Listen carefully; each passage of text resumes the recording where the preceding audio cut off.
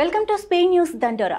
వంగవీటి రాధాకృష్ణ ఇవాళ ఆంధ్రప్రదేశ్ మంత్రి నారా లోకేష్ తో సమావేశం కాబోతున్నారు. 11 నెలల తర్వాత నారా లోకేష్ వంగవీటి రాధా భేటీ జరగబోతున్న నేపథ్యంలో విషయం ఏమై ఉంటుంది అన్న చర్చ ఆసక్తికరంగా మారింది. మంత్రి నారా లోకేష్ కార్యాలయం నుంచి సమాచారం రావడంతో ఇవాళ కలవటానికి హైదరాబాద్ నుంచి వంగవీటి రాధా విజయవాడ బయలుదేరారు. తాజా భేటీ ఎజెండా ఏంటి అన్న అంశంపై రకరకాలుగా చర్చలు జరుగుతున్నాయి. ఇప్పుడు లోకేష్ రాధా భేటీలో ఏం చర్చిస్తారు? వంగవీటి రాధాకు ఏదైనా పదవి ఇవ్వబోతున్నారా? అది ఎలాంటి పదవి కావచ్చు అన్న చర్చ మాత్రం హాట్ టాపిక్ గా మారింది. బీఆర్ఎస్ పార్టీలో అంతర్గత కలహాలు పీక్ స్టేజ్ కు చేరుకున్న వేళ ఎమ్మెల్సీ కల్వకుంట్ల కవిత నేడు మీడియా సమావేశంలో మాట్లాడనున్నారు. ఈ రోజు మధ్యాహ్నం 12 గంటలకు కవిత మీడియాతో మాట్లాడనున్నారు. ఈ నేపథ్యంలో బీఆర్ఎస్ పార్టీ ఎమ్మెల్సీ పదవికి రాజీనామా చేసేందుకు కవిత సిద్ధమైనట్లు తెలుస్తోంది. దీంతో ఆమె రాజకీయ ప్రయాణం ఎటువైపు అన్న ప్రశ్నలు వినిపిస్తున్నాయి. మీడియా సమావేశంలో ఆమె ఏం చెప్పనున్నారు అన్న ఆసక్తికర చర్చ మొదలైంది. ఇక ఇవే ప్రశ్నలు బీఆర్ఎస్ నేతలను వెంటాడుతున్నాయి. కర్ణాటక కాంగ్రెస్ లో CM Siddaramaiah, deputy CM DK Shivakumar వర్గీయుల మధ్య కాక చల్లారటం లేదు. పార్టీని వీడి బీజేపీ తీర్థం పుచ్చుకుంటారని ఇరువురి మద్దతుదారులు పరస్పరం విమర్శలు చేసుకుంటున్నారు. మాజీ మంత్రి కేఎన్ రాజన్న బీజేపీలో చేరబోతున్నారంటూ ఇటీవల ఎమ్మెల్యే హెచ్సి బాలకృష్ణ వ్యాఖ్యానించారు. తన తండ్రి రాజన్న పార్టీ మారుతున్నారని ఎమ్మెల్యే బాలకృష్ణ చేసిన వ్యాఖ్యలపై ఎమ్మెల్సీ రాజేంద్ర రాజన్న తీవ్రంగా స్పందించారు. బీజేపీలో చేరే బృందంలో బాలకృష్ణ ఉన్నారని ప్రత్యారోపణలు చేశారు. సీఎం పదవి కోసం పాకులాడుతున్న డీకే శివకుమార్ వెంట వెళ్లబోతున్నారని జోస్యం చెప్పారు. భారీ సుంకాల విధింపు నేపథ్యంలో భారత్ అమెరికా సంబంధాలు దెబ్బతిన్నాయి. ఈ క్రమంలో భారత్తో సంబంధాలపై అమెరికా అధ్యక్షుడు డొనాల్డ్ ట్రంప్ కీలక వ్యాఖ్యలు చేశారు. ఆ దేశంతో కలిసి ఉన్నామంటూనే తమపై భారీగా సుంకాలు విధిస్తున్నారంటూ ఆరోపణలు చేశారు. ఇరు దేశాల మధ్య దీర్ఘకాలంగా ఉన్న ఆర్థిక సంబంధాలు ఏకపక్షంగా ఉన్నాయని వ్యాఖ్యానించారు. తాను అధికారం చేపట్టిన తర్వాత అందులో మార్పు వచ్చిందన్నారు. ఈ సందర్భంగా యుఎస్ దిగుమతులపై భారత్ పెద్ద ఎత్తున సుంకాలు వసూలు చేస్తోందని ఆరోపించారు. అవి ప్రపంచంలోనే అత్యధికమన్నారు. రెండో ప్రపంచ యుద్ధంలో జపాన్పై విజయం సాధించి 80 ఏళ్లు పూర్తయిన సందర్భంగా చైనా ఆయుధ ప్రదర్శన ఏర్పాటు చేసింది. తొలిసారి అధునాతన యుద్ధ విమానాలు, క్షిపణులు, ఎలక్ట్రానిక్ యుద్ధ సామాగ్రిని ప్రదర్శించింది.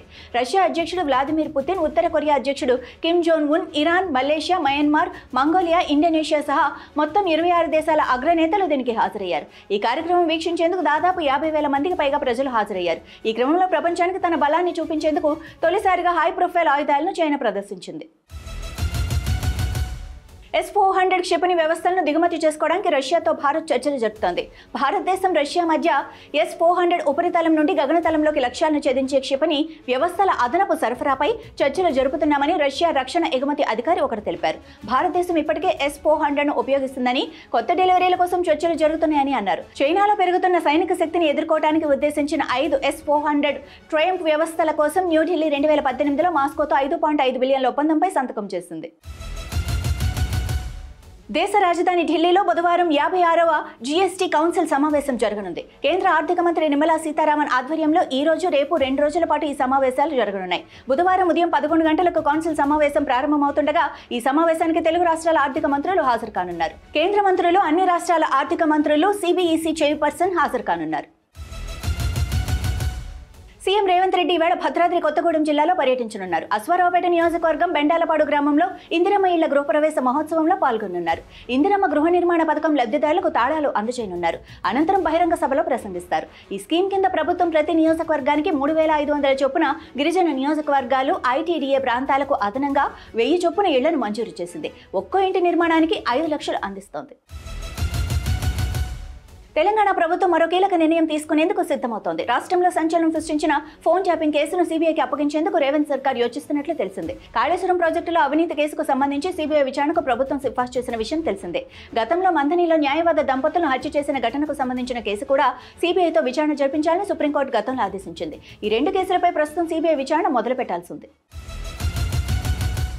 ఆంధ్రప్రదేశ్ ప్రభుత్వం ఎన్టీఆర్ భరోసా పెన్షన్ పథకాన్ని నిలిపివేయదని, అర్హత ఉన్న ప్రతి లబ్ధిదారునికి పెన్షన్ అందుతుందని సాంఘిక సంక్షేమ శాఖ మంత్రి డాక్టర్ డోలా శ్రీ బాల వీరాంజనేయ స్వామి అన్నారు. కొంతమంది పెన్షన్లు నిలిపివేస్తామని తప్పుడు ప్రచారం చేస్తున్నారని, రాజకీయాలకు అతీతంగా అర్హులైన వారందరికీ సంక్షేమ పథకాలు అందిస్తున్నామన్నారు. ప్రతి నెల మొదటి తేదీన రాష్ట్రంలోని 63 లక్షల మందికి 2,729.66 కోట్ల విలువైన పెన్షన్ పంపిణీ చేయబడుతుందని చెప్పారు. ఆంధ్రప్రదేశ్లో కూటమి నేతలు వైఎస్ఆర్ కాంగ్రెస్ పార్టీ నేతల మధ్య మాటల యుద్ధం కొనసాగుతూనే ఉంది. తాజాగా తెలుగుదేశం పార్టీ నేతలను ఉద్దేశిస్తూ వైసీపీ సీనియర్ నేత మాజీ ఎమ్మెల్యే కాసు మహేష్ రెడ్డి చేసిన వ్యాఖ్యలు సంచలనంగా మారాయి.